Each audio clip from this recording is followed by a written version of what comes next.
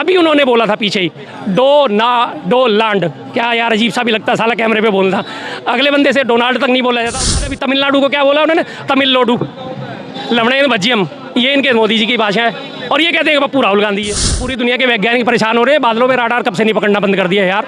Gutter की gas से चाय बना रहे हैं, किसी ने चाय पिया आज तक ऐसे गटर की गैस की? मोदी जी ने फ़ोन करा और रूस और यूक्रेन का युद्ध रुकवा दिया। अबे तुमसे 2 महीने से मणिपुर की हिंसा तो तुमसे रुक नहीं रही, मणिपुर पर तुमसे बोला नहीं जा रहा। आपका पहला वोट राष्ट्र प्रेम के नाम होना चाहिए, वो दुनिया आप समझ चुकी है कि क्या इसके पीछे क्या राज था, पुलवामा के पीछे क्या कहानी थी, सब समझ चुके हैं। जी हाँ, हम अभी 2023 में चल रहे हैं और सबसे ज़्यादा जो मुद्दा गर्म है और लोग जो परेशान है जिसको सबसे ज़्यादा लेके, वो है महंगाई को लेके। तो लोगों से बात करते हैं कि उनके विचार क्या हैं। सर आप क्या इस बारे में सवाल क्या है? महंगाई बढ़ रही है, बिल्कुल बढ़ रही है। आम आदमी की बात कर रहा हूँ मैं तो। हाँ, आम आदमी के लिए महंगाई है, बिल्कुल है। जो गैस पे सब्सिडी मिलती थी, मोटी मोटी चीज़ें कितनी सारी आप देख लो, गैस पे, बिजली पे, हर चीज़ पे बढ़ा हुआ है। क्या लगता है जनता इसका कुछ समाधान निकालेगी? जनता ने निकाल लिया समाधान। 2024 कांग्रेस वापसी। सर जैसा भी कहा जा रहा है कि पूरा ध्यान दिया जा रहा है देश के ऊपर, लेकिन अभी मणिपुर जो है जल रहा है, वहाँ पे किसी का ध्यान नहीं है। मणिपुर में सरकार बनानी थी, बन गई, अब इन्हें क्या मतलब होता है? इनका तो हमेशा से राग रहा है, सरकार बन गई उसके बाद बात खत्म, तू कौन मैं कौन। वही चीज़ मणिपुर के साथ फ्रांस में इनकी चिंता हो रही है। एक इनके मंत्री वो करते हैं कि जी मोदी जी ने फ़ोन करा और रूस और यूक्रेन का युद्ध रुकवा दिया। अबे तुमसे 2 महीने से मणिपुर की हिंसा तो तुमसे रुक नहीं रही, मणिपुर पे तुमसे बोला नहीं जा रहा। तुम कहते हो कि रूस और यूक्रेन ने मरवा दिया, अमेरिका हमारे को इज्जत दे रहा है, वो हमारे पैर छू रहा है, खाक पैर छू रहा है। अपने ही देश के नॉर्थ ईस्ट के एक राज्य का तुमसे हाल नहीं संभाला जा रहा। तुम कहते हो कि हमारी वाहवाही हो रही है, काय की वाहवाही है ये भाई? वहाँ पे गवर्नमेंट लोग मर चुके, लगातार लोगों के घर जलाए जा रहे हैं, इंटरनेट वहाँ पिछले 2 महीने से बंद है लगातार, और बड़े बड़े हथियार मिल रहे हैं वहाँ पे, AK-47, AK-55, AK-57, ऐसी बड़ी बड़ी राइफलें वहाँ पे मिल रही हैं लोगों के पास। कहाँ से आए ये सब? बॉर्डर एरिया है, BSF क्या कर रही थी, सेंट्रल गवर्नमेंट क्या कर रही थी वहाँ पे? कहाँ से आए उन लोगों के पास हथियार? ये तो कहते हैं हमने आतंकवाद खत्म कर दिया। अब ये कह रहे हैं कि वो आतंकवाद।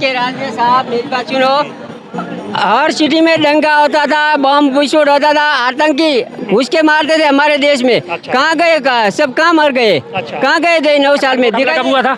पठानकोट हमला कब हुआ? मेरी बात सुनो। मैं बता रहा हूँ ना, पूछो ना, बताओ। पठानकोट हमला बताइए सर, पठानकोट कांग्रेस ने लाखों हिंदुओं को मराया उनके राज में। उड़ी हमला कब हुआ? कंधार हाईजैक किसके राज में हुआ? लोगों को क्या नहीं कहा जाता है इलेक्शन के आसपास कुछ ना कुछ ऐसा बड़ा कांड होता है जिसका ये बताया जाता है कि विपक्ष ने किया है और उसका फायदा कहीं ना कहीं पार्टी को हो जाता है। अब नहीं होगा, जो कराया था इन्होंने करा लिया 2019 में, उसका फ़ायदा उठा लिया। मेरा वोट, आपका पहला वोट राष्ट्र प्रेम के नाम होना चाहिए, वो दुनिया आप समझ चुकी है कि क्या इसके पीछे क्या राज था, पुलवामा के पीछे क्या कहानी थी, सब समझ चुके हैं। अगर ना समझे होते तो आज कांग्रेस को इतना समर्थन वापस नहीं मिल रहा होता। कर्नाटका में सरकार बना ली है 2 दिन पहले।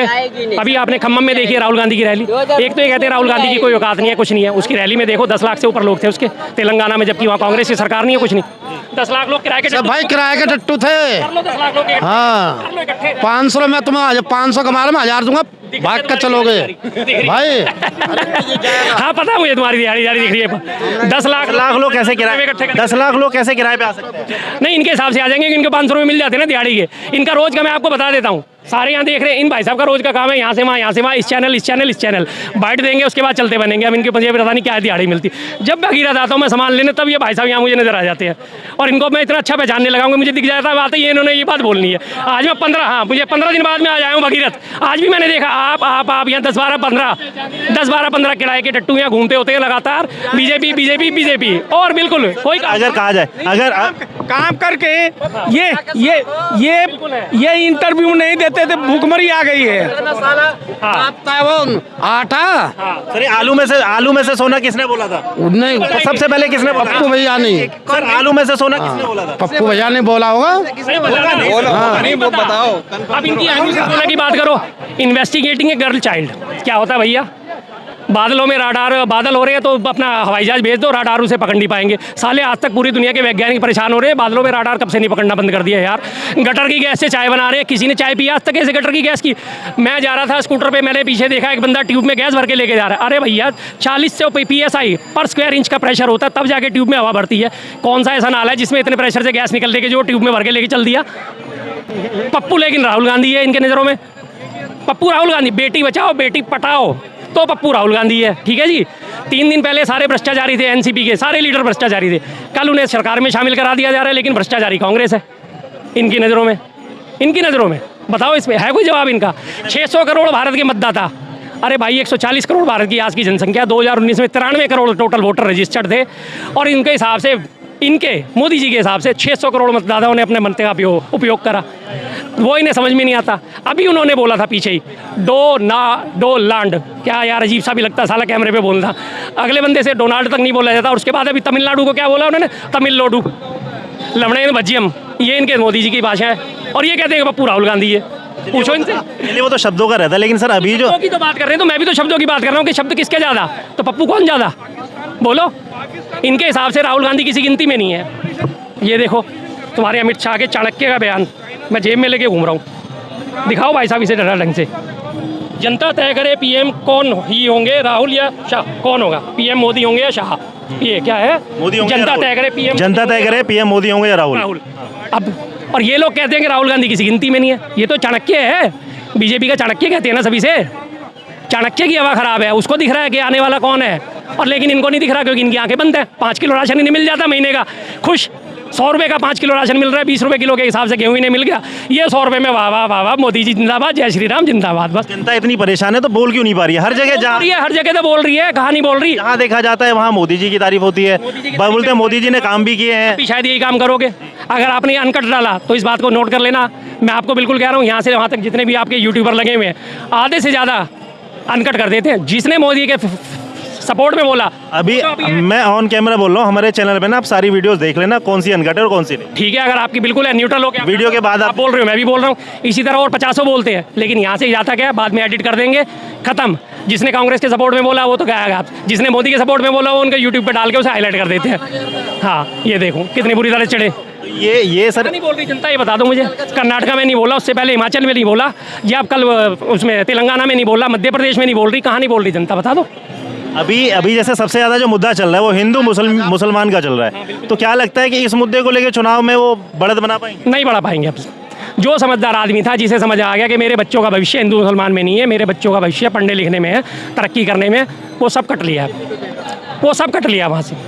जिनको अभी भी यही है कि मुझे कावड़ लानी है, मुझे जय श्री राम करना है, मुझे मुल्ले काटे जाएंगे करना है, वो अभी भी बीजेपी के सपोर्ट में है, साफ बात है। आप इसे अनकट डालो, चेक कट करके डालो, मुझे कोई डर नहीं मारा किसी का भी, बिल्कुल है। जिनको ये वो चाहते हैं बीजेपी आए। यूसीसी लागू करने के बारे में इन्होंने बोला है कि यूसीसी लागू किया जाए, कुछ लोग इसके मत में और कुछ मत में नहीं है, तो मैं जनता से ये जानना चाहता हूँ कि यूसीसी क्या बेनिफिशियल रहेगा या नहीं?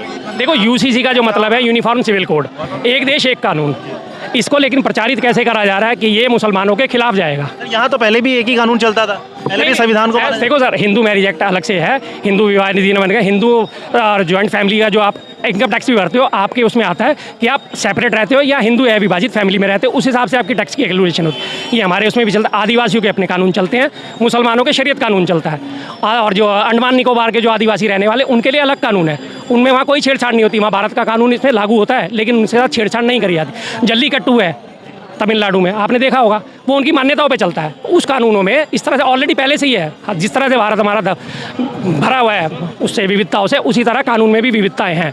लेकिन यूसीसी को जो प्रचारित करा जा रहा है वो एक तरह से सिर्फ करा जा रहा था कि ये मुसलमानों के हित में नहीं होगा, और उसकी वजह से जो गोलबंद होते हैं इनके पीछे हिंदू के, मुसलमानों का तो बैंड बजेगा यार, यूसीसी का सपोर्ट करो। इनको ये नहीं पता कि यूसीसी का तुम सपोर्ट करोगे, कल को तुम्हारा हिंदू मैरिज एक्ट जो है वो खत्म हो जाएगा। हिंदू विभाजित फैमिली में जो तुम अपना टैक्स भरते हो, टैक्स की तुम्हारी कैलकुलेशन खत्म हो जाएगी, उसके बाद तुम्हारे जो रिफॉर्म्स आते हैं वो सारे खत्म हो जाएंगे। इन्हें नहीं पता, क्योंकि वो दिखाया नहीं जा रहा किसी को भी। आप भी मानते हो हिंदू या विभाजित फैमिली का टैक्स भरा जाता है जब कैलकुलेशन होती है टैक्स की। अगर मैं जॉइंट फैमिली में रहता हूँ तो मैं अपनी भरूंगा कि मैं जॉइंट फैमिली में रहता हूँ, मेरे माँ बाप मेरे ऊपर डिपेंडेंट हैं, मेरे बच्चे मेरे ऊपर डिपेंडेंट हैं, तो उनके खर्चे इतने हैं, तब जाके मैं अपनी टैक्स की कैलकुलेशन को। जब ये यूसीसी लागू हो जाए तो एक ही चलेगा, मेरा भी खत्म, स्पेशल है, क्रिश्चियंस का भी खत्म, सबका खत्म। लेकिन उसे प्रचारित सिर्फ यही करा जा रहा है कि ये मुसलमानों के खिलाफ जारी चीज़ है, जैसे एनआरसी और उसको प्रमोट करा था इन्होंने, सेम वो चीज़ है। यूसीसी लाएंगे तो नुकसान है, नहीं ला रहे तो कोई नुकसान नहीं था, नहीं रहा। लेकिन उन्हें लोगों को समझदारी का फ़ायदा उठा रहे हैं, उन्हें पता है कि हाँ हम इसे इस तरह से प्रचारित करेंगे कि मुसलमान इससे जो है आतंकित होंगे, उनके लिए ये कामयाब नहीं है कानून। 2024 में भारत तो एक हिंदू राष्ट्र बन जाएगा, उसके बाद क्या होगा? हिंदू राष्ट्र बना के क्या हासिल कर लोगे जो अब हासिल नहीं हो रहा है, ये बता दो, क्या हासिल कर लोगे? हिंदू राष्ट्र बनते बताया जाता है कि जहाँ पे ज़्यादा लोग होते हैं, ज़्यादा धर्म के लोग होते हैं, तो वहाँ पे राष्ट्र बना दिया जाता है। कैसे राष्ट्र बना दिया जाता है? पुरानी दिल्ली में मैं पिछले 50 साल से दुकान कर रहा हूँ, मेरे अड़ोस में पड़ोस में दुनिया भर में, या जामा मस्जिद में, चांदनी चौक में, सारे मुसलमान हिंदू, सारे मुसलमान, एक दुकान मुसलमान की एक हिंदू की, एक। आज तक यहाँ कहीं कुछ देखा आपने ऐसा? क्या देखा आपने? देखा है कहीं? अभी भी इस भीड़ में भी कितने सारे मुसलमान खड़े होंगे, मुझे देखते थोड़ी पीटना शुरू कर देंगे, हिंदू आगे से मारो, या मैं मुसलमान को देखती हूँ उसे पकड़ के मैं उसके अपनी आज़ादी में तो सभी ने साथ दिया था। देश की आज़ादी में, देश के बाद भी और अभी तक भी सब साथ दे रहे हैं। कैप्टन अब्दुल हमीद जो था, जिसे परमवीर चक्र मिला, क्या वो मुसलमान नहीं था? APJ अब्दुल कलाम मुसलमान नहीं थे क्या? वो तो ये भी घोषित कर दिया कि अब्दुल हमीद नाम फेक डाला गया था, घोषित ये भी था, ये मतलब ये भी, हाँ ये भी। बीजेपी बड़ी झूठ की फैक्ट्री है, वो आज एक झूठ फैला देती है, उसके जो सपोर्टर हैं, उसका अमित मालवीय है, IT हेड सेल, सब 2 दिन के अंदर उसे फैला के करते हैं। तीसरे दिन उसका खंडन आए तो आए, नहीं आए तो नहीं। जब तक लोगों के दिमाग में वो चीज़ पहुंचनी है वो पहुंच जाएगी, लोग उसी चीज़ पे खुश हो लेंगे। कहा तो इन्होंने ये भी था कि जी 2014 में हमें आज़ादी नहीं मिली, हमें तो आज़ादी भीख में मिली। कन्ना नरवणे ने बोला था, अरे भीख में मिली थी, हज़ारों लाखों लोगों ने अपनी कुर्बानियाँ दी, तब जाके हमें आज़ादी मिली। एक वो उल्लू की पट्टी, मैं कह रहा हूँ उसे मुँह पे कैमरे पे कह रहा हूँ कि वो उल्लू की पट्टी है, वो बकवास करती है। आप इसे काटना मत, बिल्कुल मैं कह रहा हूँ, चाहे वो मुझे ढूंढ ले कहीं से भी, मुझे डर नहीं मारा। अपने आर्मी में सबसे ज्यादा कौन है आप बताइए? मेजोरिटी है, सब हैं। मेजोरिटी है, सभी है उसमें। सबसे शूरवीर पराक्रमी जवान कौन है? अपने सिख लोग हैं, ईसाई है और सब लोग हैं। तो ऐसे अलग से एक धर्म के लिए एक राष्ट्र गलत है। सब मिलके इंडिया हमारा राष्ट्र है, भारत हमारा राष्ट्र है। तो जो अपना मूल्य है, अपना जो परंपरा है, उसको अपन सब मिलके करना चाहिए, आगे बढ़ाना चाहिए। ऐसे अलग से टुकड़ा करके नहीं, भारत को जोड़ो, तोड़ो नहीं। कहा जाता है सर, जैसे बीजेपी की ये हिंदुओं की पार्टी और ये है ना धर्म को ज़्यादा विशेषता रखती है, तो क्या लगता है कि उस धर्म की विशेषता मानने की वजह से ये लोग विकास को पीछे छोड़ रहे हैं? नहीं, ऐसे धर्म के एक बेसिस पे कोई डिवीज़न नहीं होना चाहिए। धर्म देखोगे तो जो यूपी में जो हिंदुइज्म का जो स्टाइल है वो केरला में, मैं केरला से हूँ, केरला में नहीं है। जो तमिलनाडु में जो है मंदिर का स्टाइल है वो यूपी में नहीं है। तो ये जो धर्म है, ये धर्म एक जैसा नहीं है सब जगह। और जहाँ जैसे क्या बोलते हैं आप, केरला में भीम के लिए एक मंदिर है और कायंगुलम कोचिन्नी नाम का उनके लिए मंदिर है। तो ये सब जो भगवान है, जो भी है, ये यूपी में किसी को जानता तक नहीं होगा। तो ये जो धर्म है वो एक शिला जैसा नहीं है, ये नानात्व में एकत्व, जो बोलते हैं कि डाइवर्सिटी में जो यूनिटी है वो है। तो ऐसे अपने लैंग्वेज के लिए या अपने धर्म के लिए या अपने कोई पर्टिकुलर रीज़न के लिए कोई भी डिवीज़न अपने कम्युनिटी में होना नहीं चाहिए, ये मेरा कहना है। एक सवाल और कि मैं पार्टी विशेष का नाम नहीं लूँगा, मैं ये कहूँगा कि 2024 में जनता कैसी पार्टी को चुनना पसंद करेगी, जनता की कैसी पसंद रहेगी? जो नेशनलिज्म, जो ओरिजिनल नेशनलिज्म है, जो देश को आगे जाने के लिए परमिशन देंगे, क्योंकि कोई रुकावट नहीं होना चाहिए और किसी भी तरह पकड़ नहीं होना चाहिए कि ये ट्रू नेशनलिज्म है, ये गलत नेशनलिज्म है। जो नेशनलिज्म महात्मा गांधी जी की है और जैसे नेहरू जी का है, जो वो वाला नेशनलिज्म और सेक्युलरिज्म, प्योर वाला सेक्युलरिज्म, किसी भी तरह में एक साइड में या हरा कलर में या अपना सैफरन कलर में, ऐसे कलर बेस्ड सेक्युलरिज्म नहीं है, पूरे वाइट वाला secularism, nationalist, secularist and also कोई भी डिवीजन बिना वाले एक पार्टी को चुनना चाहिए। जनता इस बात को समझ पा रही है या फिर वो अंधेरे में रखी जा रही है? क्या लगता है कि लोग इतने समझदार हो चुके हैं कि वो सच्चाई समझ पा रहे हैं? अंधेरा जब एकदम डार्क होते हैं ना, अपन रोशनी ढूंढते हैं और ज़रूर जनता रोशनी को चुनेंगे, ये मेरा भरोसा है। Thank you sir.